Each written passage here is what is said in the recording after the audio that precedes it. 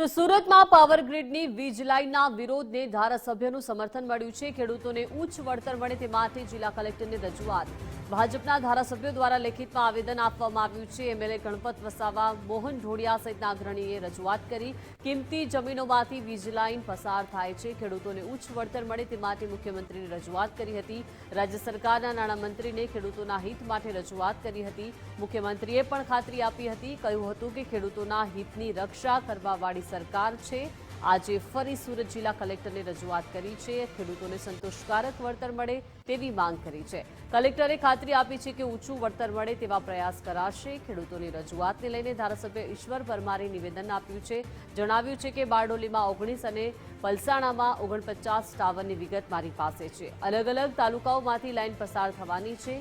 મારા મત વિસ્તારમાંથી 68 ટાવર પસાર થવાના છે। સૌપ્રથમ 2023 અને વર્ષ 2024માં સર્વે થયો હતો। ખેડૂતોમાં નારાજગી હતી, જેથી તમામ વિભાગોમાં રજૂઆત કરી। ખાતરી છે કે આવનારા સમયમાં ખેડૂતોને ઉચ્ચ વળતર મળશે।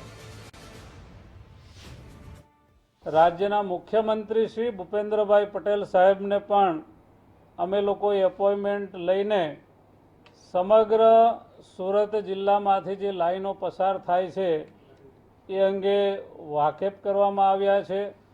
રાજ્યના મુખ્યમંત્રીશ્રીએ પણ અમને ખાતરી આપી હતી કે આ ભારતીય જનતા પાર્ટીની સરકાર એ ખેડૂતોના હિતની રક્ષા કરવાવાળી સરકાર છે અને ખેડૂતોને એનું યોગ્ય વળતર મળશે એ અંગેની ખાતરી પણ રાજ્યના મુખ્યમંત્રી શ્રી ભૂપેન્દ્રભાઈ પટેલ સાહેબે અમને આપી હતી।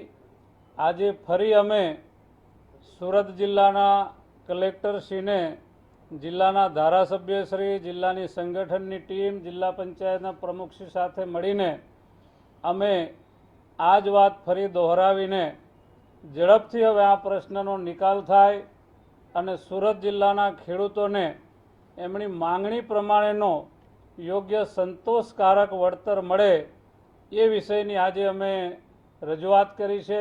મારા વિધાનસભા મત વિસ્તારમાંથી 68 જેટલા ટાવરો પસાર થવાના છે અને એની લાઈનો જે આવશે એ પાછા જુદા જુદા સર્વે નંબરોને અસર કરશે।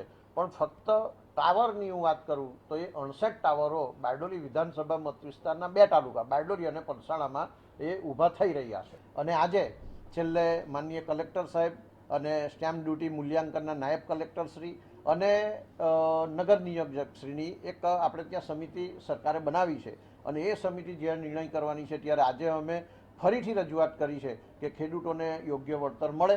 ખેડૂતોની પણ એવી લાગણી છે કે રોડ જાય ત્યારે જમીનની વેલ્યુ વધે છે, નહેર જાય ત્યારે પણ જમીનની વેલ્યુ વધે છે, પરંતુ પાવરના ટાવર અને એ વીજ તાર જવાથી કિંમતી જમીનોની વેલ્યુ ઘટતી હોય ત્યારે આજે અમે સમગ્ર જિલ્લાના પ્રતિનિધિઓએ કલેક્ટરશ્રીને રજૂઆત કરી છે અને અમને ચોક્કસ ખાતરી છે કે ખેડૂતોને અમારી રજૂઆતોને ધ્યાને લઈ ખેડૂતોને યોગ્ય વળતર આવનારા ખૂબ ટૂંકા સમયમાં મળશે।